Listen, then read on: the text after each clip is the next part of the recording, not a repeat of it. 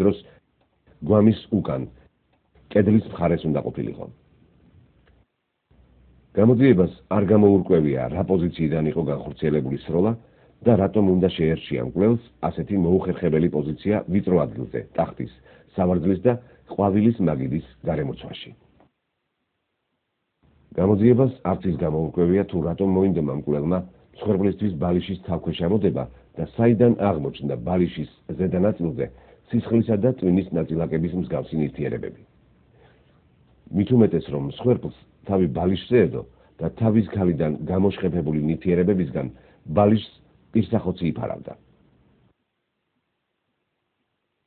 ამ კითხვაზე პასუხისგაცემა გრაფიკული მოდელების საშუალებით ვცადებთ. ტყუის ტრაექტორიის გათვალისწინებით მკვლელის იარაღიდან გასროლა შესაძლებელია მაშინ განხორციელებულიყო, როცა მსხვერპლი კი არ იწვა, არამედ ტახტზე იჯდა. მას ბალიში კეფაზე მიადეს და პირსახოცი გადააფარეს. გრაფიკული ვერსიით ასეთ შემთხვევაში სროლა სრულიად ბუნებრივი პოზიციიდან განხორციელდებოდა და ბალიშზე ორგანული ნივთიერებებიც სრულიად ბუნებრივად აღმოჩნდებოდა. სავარაუდოდ საძინებლიდან გამოტანილი პირსახოცი მკვლელებმა სისხლის შეფებისგან თავის დასაცავად გამოიყენეს. ბალიში კი იმისთვის გამოიყენეს, რომ ტყუის გულა მკვლელისთვის ადვილი მოსაძებნი ყოფილიყო. მკვლელობის ამგვარი სქემა კომპიუტერული მოდელირებით ბუნებრივ პოზიციას უახლოვდება, მაგრამ მნიშვნელოვან წინააღმდეგობებს წარმოქმნის ხერგილაძის ჩვენებასთან.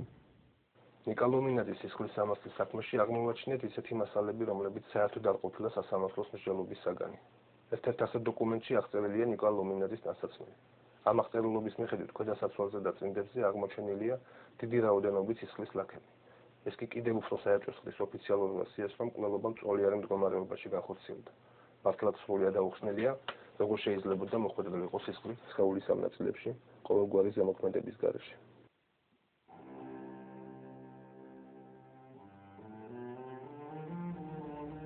ჩვენების მიხედვით ხერგილაძემ ოთახი სროლამდე დატოვა და ნიკაჩემიაც რამდენიმე წამში კიბეებზე დაეწია.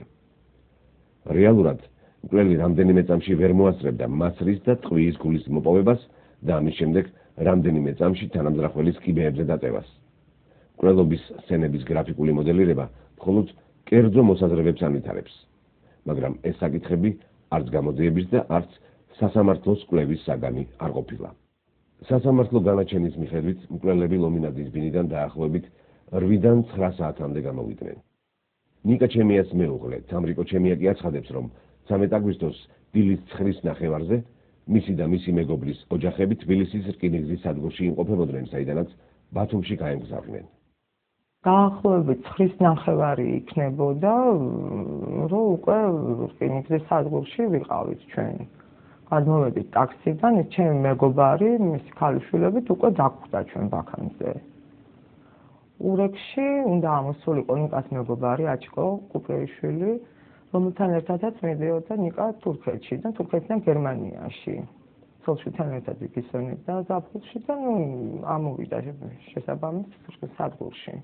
და ჩვეულებრივად ვიმგზავრეთ ბათუმამდე, ბოლო გაჩერებამდე. მეუღლე ამბობს, რომ ნიკაჩემიას არანაირი დოკუმენტები არ ქონია. ნოდარ გვიჩიანის ჩვენებით კი იგი ნიკაჩემიას სარფში შეხვდა და ჩემიამ მას დოკუმენტები გადასცა.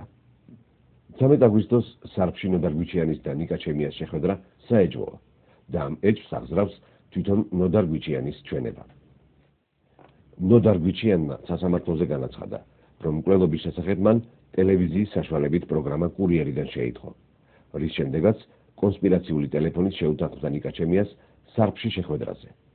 რის შემდეგაც იგი სარფში შეხვდა ჩემიას და მიიღო მისგან თელასის დოკუმენტები. სარწმუნოა, რომ კონსპირაციული ტელეფონის იდეა იმით იყო ნაკარნახევი, რომ 13 აგვისტოს გვიჩიანის ტელეფონი სარფის ანძაზე არ ფიქსირდება. ამის გარდა, ნოდარ გვიჩიანი აქ კიდევ ერთ თვალსაჩინო შეცდომას უშვებს. ნიკა ლომინაძის მკვლელობა 13 აგვისტოს დილით მოხდა. მისი გვამი კი 14 აგვისტოს გამთენიისას აღმოაჩინეს. აქედან გამომდინარე, კურიერში ინფორმაცია მკვლელობის მეორე დღეს, 14 აგვისტოს გავიდა. 14 აგვისტოს დღის სიახლეებით ეთერშია კურიერი 9 საათზე სტუდიაში ნათია ზამბახიძე მუშაობს.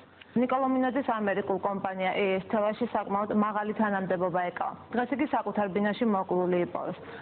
და თუ ნოდარ გვიჩიანი ნიკაჩემიას შესახვედრად სარფში კურიერის ნახვის შემდეგ გაემგზავრა, იგი მას იქ ვეღარ ნახავდა.